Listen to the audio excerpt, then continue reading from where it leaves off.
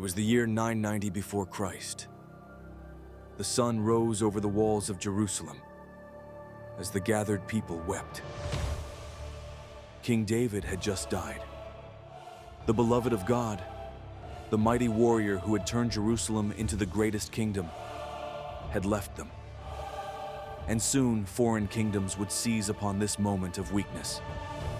All their hope now rested on an illegitimate youth, born from a scandalous affair.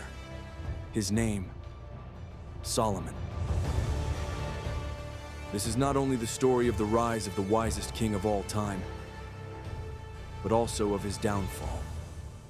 For Solomon had a weakness: women. His harem consisted of 700 wives and 300 concubines, brought from every corner of the known world. More than 1,000 women living together within his vast palace. Princesses from Egypt, noble women from Moab, ladies from Ammon, Edom, and Sidon, each with their own cultures and their own gods. Solomon didn't fall in battle. He fell into his own inner darkness, and with him fell Israel's mightiest kingdom. It was a quiet night in Jerusalem. From the rooftop of his palace, King David gazed out over the city that God had given him. Suddenly, something captured his attention. Her. A woman was bathing in the courtyard below. Water streamed down her skin, sparkling as if every drop were a flash of silver. He knew he shouldn't look. He knew he shouldn't desire her. But he did. "Who is that woman?" he asked, his eyes never leaving her. A servant, trembling, replied, "That's Bathsheba, the wife of Uriah the Hittite." Wife. That word should have been a wall, a boundary he dare not cross. But David was not only a king, he was a man with absolute power. He hadn't just conquered Jerusalem. He had led Israel into stunning victories, turning it into the strongest nation in the region. But the darkness of warfare and power had corrupted his heart. He thought himself invincible. He could no longer distinguish right from wrong. Then, with a commanding voice, he ordered, "Bring her to me." That night, David took what wasn't his.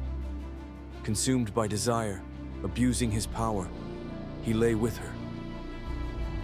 But this deed would have consequences. Bathsheba became pregnant. A chill ran down the king's spine. Soon, Bathsheba's belly would grow, and his sin would be uncovered. He had to make it seem as though the child was Uriah's. So he commanded that Uriah return from the battlefield. The warrior arrived, covered in dust and glory, loyalty sparkling in his eyes. David greeted him like a brother in arms, lavished him with wine, showered him with praise, and said, "You fought bravely. Now go home and spend time with your wife." But Uriah did not do so. The next morning, David found him sleeping at the palace entrance, like a soldier on guard. "Why didn't you go home to your wife?" David asked him. Uriah replied, "My brothers are sleeping out in the fields. The ark of God has still not returned. How could I enjoy rest with my wife while Israel remains at war?" David didn't know what to say, and withdrew to his chamber to think. If Uriah didn't spend the night with Bathsheba, his sin would be uncovered. Then David made a dark decision. That very night, he wrote a letter to his army commander. "Place Uriah on the front line of battle. When the fighting grows fierce, withdraw and leave him there alone." He sealed the letter with his royal ring and handed it to Uriah himself. The warrior departed, having no idea that in his hands was his own death warrant. Days later, Uriah was fighting on the front lines of combat when suddenly, his comrades retreated and left him behind. Alone and surrounded, he fell dead from enemy swords.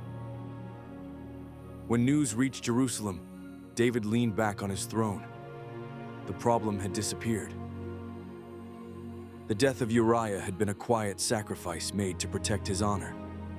No one would suspect a thing. And now Bathsheba was completely his. After a short mourning period, the king married her. He brought her into his palace and his royal bed, and her pregnancy soon seemed entirely normal in the eyes of the people. Just another child of the king. But in heaven, God had seen it all, and the Lord sent the prophet Nathan to deliver justice. Nathan approached the throne room, stood firmly, and spoke directly to David. This is what the Lord says. I anointed you king over Israel, rescued you from Saul, and placed his kingdom into your hands. I would have given you even more. But you took what did not belong to you. You murdered Uriah, using the sword of the Ammonites, and took his wife for yourself. For this, the sword will never depart from your household. David felt as if the ground beneath him had split open. He thought his crime was hidden, yet he stood exposed before the eyes of God. Falling to his knees, he repented. I have sinned against the Lord. Nathan nodded and replied, The Lord has forgiven you. You will not die. But because of what you've done, the child conceived with Bathsheba shall die. David felt a chill sweep over his skin. He cried out to God for mercy, fasting and pleading earnestly in prayer for 7 days. Yet in the end, the child drew his last breath and died. Bathsheba wept alone in the quiet solitude of her chambers. The pain of losing a child was an endless abyss. Then David entered her room, took her softly in his arms and whispered, God is still with us. And in due time, Bathsheba conceived once more. The child was born into the king's household, and when the servants placed him in David's arms, he sensed something different. This was not merely his child, not simply another prince. This child was a new beginning. They named him Solomon, meaning peace. Solomon grew under the guidance of Nathan, sheltered in the shadow of the throne. His older brothers looked on him with contempt. While they trained for war, mastering swords and spears, Solomon learned wisdom from the law of God. And while his brothers rode swiftly through the fields and whispered plots in palace corridors, Solomon meditated quietly on the words of the prophets and the psalms of his father. Nathan told him, You are the chosen one. But being chosen wasn't a privilege. It was a sentence. Envy surrounded him. Adonijah, his older brother, saw himself as the rightful heir, while Joab, David's general, plotted in the shadows. And the day he had feared finally arrived. Palace servants hurried back and forth, their faces tense with worry. David, the great king, lay dying. The man who once defeated giants and led Israel into becoming a mighty kingdom now lay feeble, wrapped in blankets, breathing weakly.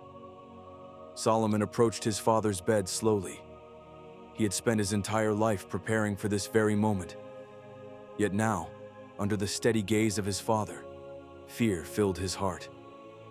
David struggled to look at him, whispering softly, I am going the way of all humanity. Be strong and show yourself a man. Follow the commandments of the Lord your God. But then, with sudden firmness, David fixed his eyes upon him and said, You must bring justice upon Joab, the general who shed innocent blood. Don't let him go unpunished. And beware of Adonijah, your half-brother. Suddenly, David bowed his head upon his bed. The greatest king of Israel closed his eyes for the last time and died peacefully. The entire kingdom mourned David's passing, but the grieving didn't last long. For now, Solomon needed to prove himself a strong king. And so he did. He commanded Adonijah's death and ordered the execution of Joab, who could not escape justice. He enforced judgment upon Shimei, who disobeyed his orders, sealing his fate. Enemies of the throne were eliminated, and a new era dawned over Israel. The sun rose above Jerusalem's walls, and Solomon gazed out upon the kingdom from his window. The kingdom he inherited was vast and complex. 12 tribes, each with their own traditions and conflicts, an army that demanded direction, and a people crying out for justice. The responsibility was overwhelming. Israel was not merely a nation, it was a symbol. Jerusalem was the holy city, the very heart of the covenant between God and his people. And the Ark of the Covenant, the sacred chest that held the tablets of the law, rested inside a tent, waiting for a temple worthy of its glory. Then Solomon made a choice. He did not summon his advisors or seek the wisdom of the elders. He traveled to Gibeon, stood before the bronze altar, and offered 1,000 burnt offerings. Smoke rose through the air like sacred incense ascending toward heaven. And there, in the stillness of the sanctuary, Solomon knelt down, and in a voice filled with reverence, he began to pray. Not as a king wrapped in glory, but as a servant kneeling before his Lord. O Lord my God, who have made your servant king instead of my father David. But I am only a child. I do not know how to go out or come in. Your servant is among your people, the very ones you have chosen. A great people, so numerous they cannot be counted nor numbered. Give therefore your servant an understanding heart to judge your people, to discern between right and wrong. Night wrapped Gibeon in a blanket of silence. Exhausted, Solomon sank into a deep sleep. And in that stillness, God came to him. The Creator appeared to Solomon in a dream, and with a powerful voice said, "Ask me for whatever you wish, and I will give it to you." Solomon felt his heart racing. It was the greatest offer anyone could ever receive. He could ask for wealth, unbeatable armies, or dominion over all the nations. But within himself, Solomon knew what he truly needed. With a voice firm yet humble, he answered, Lord, you made a covenant with my father David, and now you have appointed me king in his place. But I am young and inexperienced. I don't know how to lead these people, who are as numerous as grains of sand by the sea. Then he made the request that would change his destiny. Grant me a wise and discerning heart, that I may judge your people fairly, distinguishing clearly between good and evil. He asked for wisdom, and nothing more. He didn't ask for riches. He didn't ask for the death of his enemies, or even a long life. Only wisdom to govern with justice. And so, God answered, "Behold, I give you a wise and understanding heart, one like none before you have had, nor anyone after you will ever possess." But God did not stop there. Because Solomon had asked for the right thing, God gave him far more abundantly than he had requested. "And I will also give you what you did not ask for, riches and honor, so that no king will match your greatness for the rest of your days." Suddenly the vision faded, and Solomon awoke, heart pounding fiercely. He knew it had not been just a simple dream. God had blessed him, and bearing that gift, he returned to Jerusalem feeling the weight of new responsibility upon his shoulders. The air of the city seemed unchanged. The walls, temples, and bustling streets filled with merchants and pilgrims all remained exactly as before. Yet something had shifted. He had changed. As he entered the palace, the princes, elders, and advisors of the kingdom turned toward him with anticipation. Word had quickly spread. God had spoken, and the young king now carried a divine gift. But was it true? Soon enough, his wisdom would face its first great test. One day, guards brought before Solomon a case that defied all logic. Two women of questionable reputation stood before his throne. Their faces showed exhaustion from anguish and despair. The first woman stepped forward, tears filling her eyes, and cried out anxiously, "Oh, my lord, this woman and I live in the same house. Each of us had a baby boy, but one night her son died while she was sleeping. When she saw her child was dead, she got up in the darkness and exchanged our babies. She took my living son and placed her dead son beside me. When I awoke, I saw him. But after looking closely, I realized he wasn't my boy." The second woman interrupted furiously. "That's not true. The living son is mine, and the dead one is yours." "You're lying!" shouted the first woman. "The dead child is yours, and the living one is mine." The argument erupted, but King Solomon remained calm, his expression serene and unwavering. His eyes carefully observed the two women, and he commanded, Bring me a sword. The guards brought forward a sword and handed it to the king. Solomon held it for a moment before pronouncing his verdict. Cut the living child in two, and give half to each woman. A shiver ran through the hall. Everyone in the crowd took a sharp breath. The guard lifted the sword. And then, the unexpected happened. The first woman let out a heart-wrenching cry. She fell to her knees before the king. Desperation etched across her face and pleaded, "No, my lord. Give her the child, but please don't kill him." The second woman merely crossed her arms, unmoved. Her reaction sealed the truth. Solomon lowered his sword and pointed at the first woman. This is the true mother, he declared. Give the child to her, For only a real mother would rather lose him than see him harmed.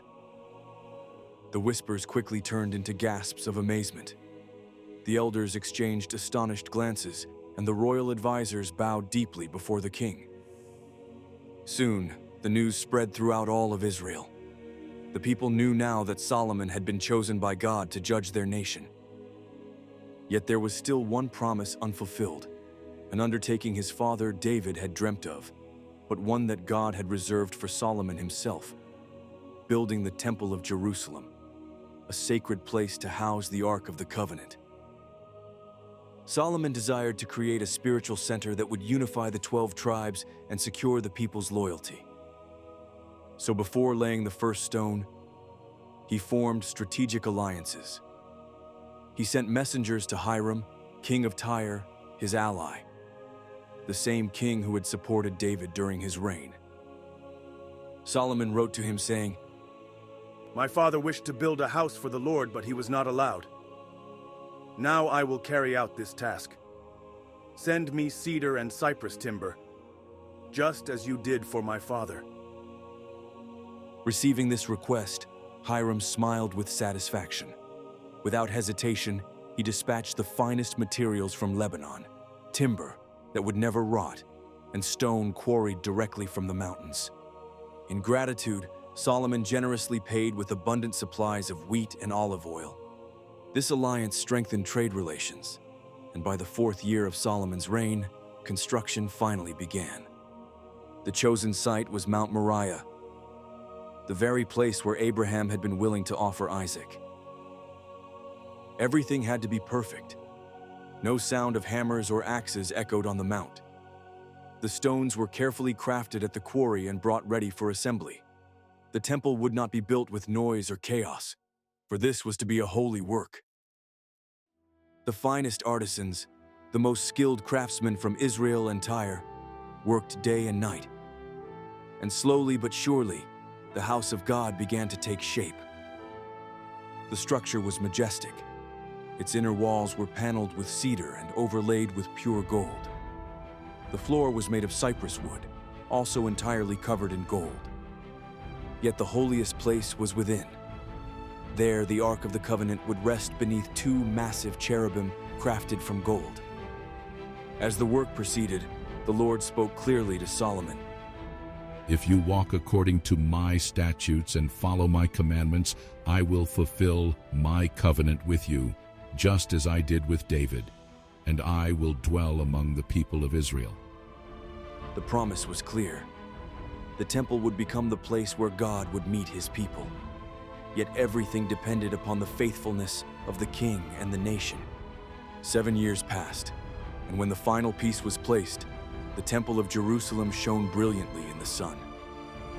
David's dream had come true, but the temple would not become a true sanctuary until God's presence filled it. And for that to happen, Solomon had to consecrate it.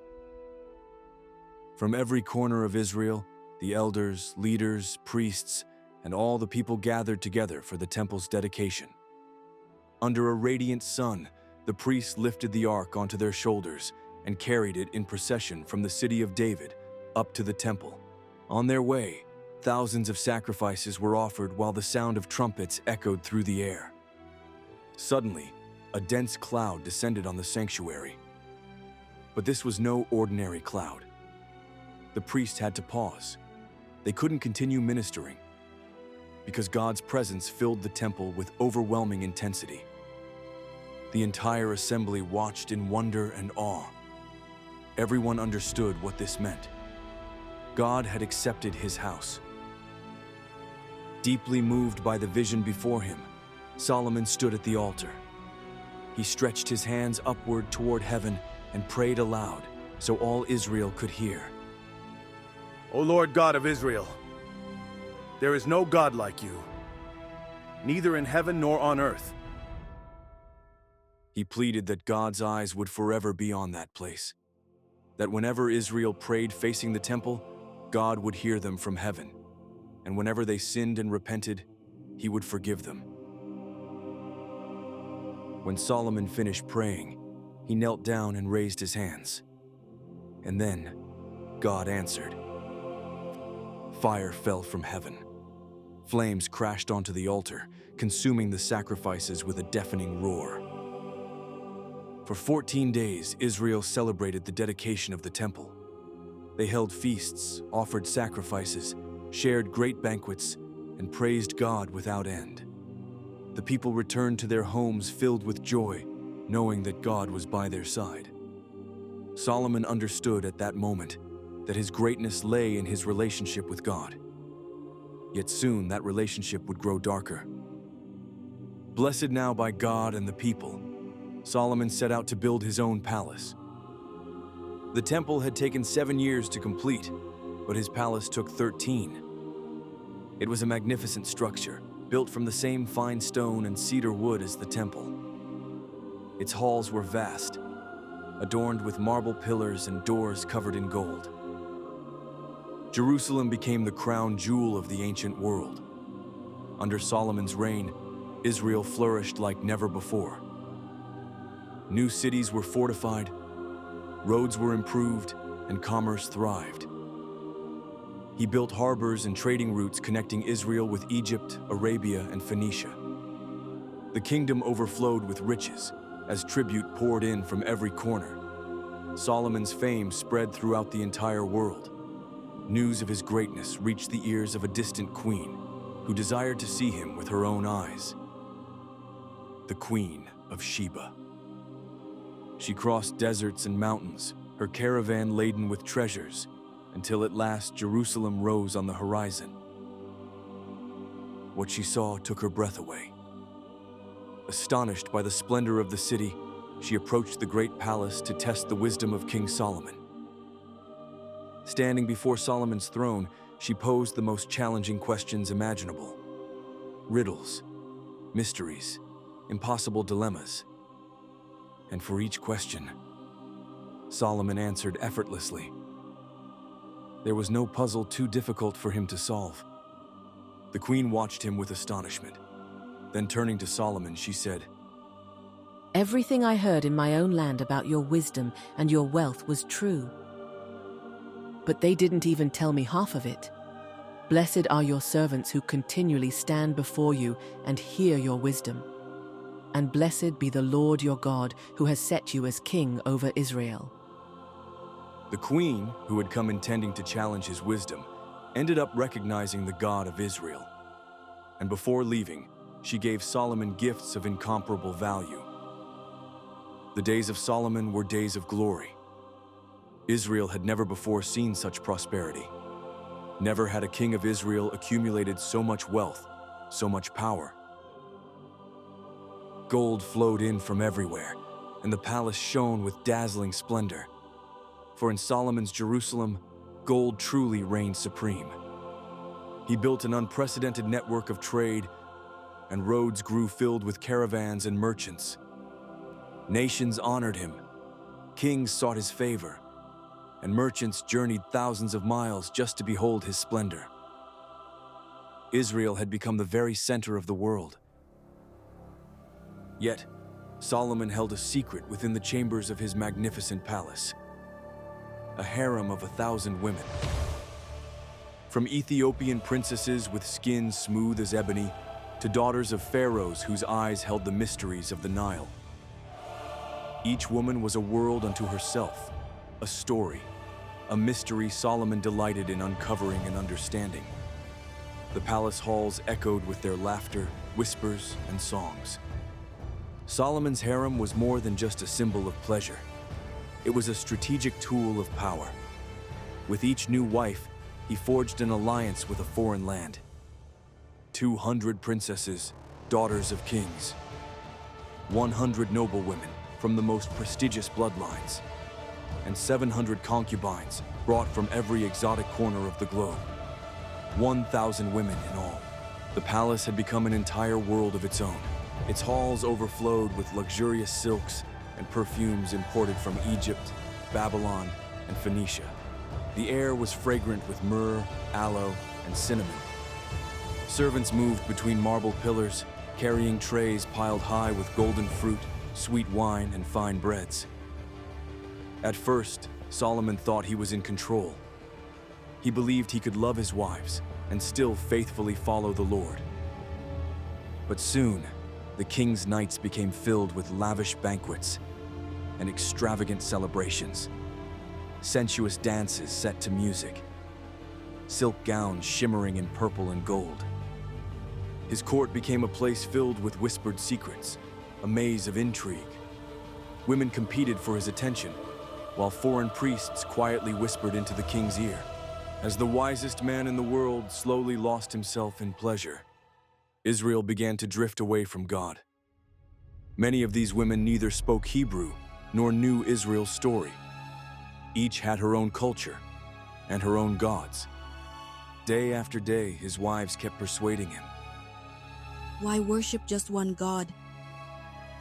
Don't our own people have powerful gods too? If you married us, why reject our beliefs?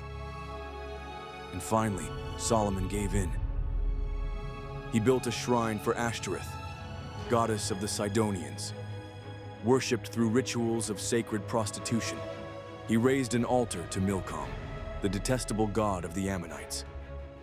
And he constructed a sanctuary for Chemosh and Molech, the gods of Moab, deities to whom human sacrifices were offered. Not in distant lands, but right there in Jerusalem, in the Holy Land, near the Temple Mount where the glory of the Lord had descended. The prophets watched with fear, and the priests stayed quiet, for they knew that when a king of Israel turned away from the Lord, consequences were sure to follow. What began as strategic alliances slowly turned into idolatry, and what appeared as his greatest strength became his deepest weakness. But God had seen everything. With a firm voice, he declared, Because you have turned away from me, because you did not keep my covenant and bowed down before foreign gods, I will tear away what David placed into your hands and strip from you the glory I gave you. Yet I won't do it in your lifetime. Because of my love for your father David, I'll bring it upon your son. And even though I'll rip away the kingdom, I won't take it all. One tribe will remain, just one. God's judgment had been declared. Solomon could remain seated upon his throne, but now he bore an unmistakable mark. He had lost the favor of the Lord, and soon his enemies would seize upon the weakness. From the south, in the dry wastelands of Edom, a shadow from the past arose. Hadad, its prince, had escaped as a child when David's army invaded his homeland. He had seen with his own eyes how the Israelite soldiers massacred his people, and he grew up with hatred burning in his heart. Now Hadad had earned the favor of Egypt's pharaoh and became a powerful leader. He launched a fierce assault. Solomon's soldiers, who had never known war, were overwhelmed. Solomon's kingdom was beginning to lose its grip, but Hadad was not the only one who defied the king. From the north, another threat arose. Rezon, an old enemy of David, had escaped the battlefield and become the leader of a band of mercenaries. Over time, he took control of Damascus, founding a kingdom of his own. Under his command, Syria went from being a mere city-state to a true threat against Israel. From his throne in Damascus, Rezin burned with hatred toward Solomon. He attacked trade routes, raided northern territories, and relentlessly harassed Israel's borders. The wise king, who had never before needed to wield a sword, now watched helplessly as his territory shrank day by day. But the worst was yet to come. Because Solomon's most dangerous enemy wasn't outside of Israel. It was within. Deep inside the kingdom, a man rose up who would change Israel's history forever. His name was Jeroboam. He wasn't a prince or a mighty warrior. He was a man gifted with charisma to lead, and above all else, he saw clearly the kingdom's weakness. Years of heavy taxes and growing inequalities between peasants and the wealthy had sown deep resentment among the people. Jeroboam noticed it all, and one day as he was leaving Jerusalem, he encountered a prophet.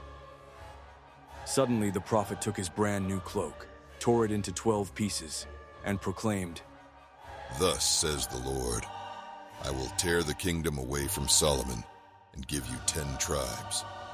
Only one tribe will remain for David's house, for the sake of Jerusalem." Jeroboam stood frozen. His breathing sped up, and in that moment he made a decision. He would rise up against Solomon. That was his destiny. When Solomon heard news of the prophecy, the king flew into a rage. He had already lost God's favor, and enemies from north and south now threatened him. But Jeroboam wasn't some foreign enemy. He was an Israelite, one of their own people. If the people listened to his message, the kingdom might plunge into civil war. So Solomon ordered his capture and execution, but Jeroboam escaped to Egypt. From there, he would bide his time. When Solomon died, he would return to claim what God had promised him. Days passed slowly. Enemies struck at the borders, and priests paced the temple halls with worried faces. In the silence of his chambers, Solomon raised his eyes toward heaven. But heaven gave no reply. God no longer spoke to him. In his final days, Solomon penned bitter words in the book of Ecclesiastes. The wisest king ever to rule Israel was consumed by the weight of his own mistakes. Amid uncertainty, weak and worn down by age, Solomon drew his final breath. Silence filled the palace. After 40 years on the throne, the king was dead. News spread throughout Jerusalem. The priests carried his body to rest beside his father David, while the people wept. Though deep in their hearts, uncertainty began to stir. Because everyone knew that Rehoboam, his son, was nothing like his father. And everything Solomon had built over 40 years would crumble in mere days. Rehoboam traveled to Shechem, the city where tribal leaders had gathered to crown him king. Suddenly, Jeroboam, the man whom God had promised 10 tribes, stood before the new king and spoke on behalf of the people. Your father placed a heavy burden on us. Lighten our load, and we will serve you faithfully. All of Israel waited anxiously for the king's reply, but Rehoboam asked for 3 days to consider the matter. During those 3 days, he made the worst decision of his life. The elders, men who had advised Solomon, counseled him wisely. If you serve the people today, they will serve you forever. Ease their burden, and they'll remain faithful to you. But Rehoboam didn't want to appear weak. Thus, he rejected the wise counsel of the elders and sought advice from a different group, the young men. The young men responded arrogantly, advising him, Tell them this, my little finger is thicker than my father's loins. If my father placed a heavy yoke upon you, I'll make it even heavier. So Rehoboam listened to them. On the third day, he stood before all Israel and delivered his verdict. And with those words, he tore the kingdom in two. The people's reaction was immediate. The tribal leaders exchanged glances, then shouted together, rejecting the house of David. Israel was no longer one people. Now there were two rival nations. God's judgment had come to pass. Thus ended the story of Solomon and began the era of division. Let us know down in the comments what you think about this powerful biblical story. And if you're not familiar with Job's story, you need to check it out in the video shown on your screen, because his story is the greatest test of faith in the entire Bible. Every believer needs to hear it. We'll see you in Job's story. May God bless you and your family.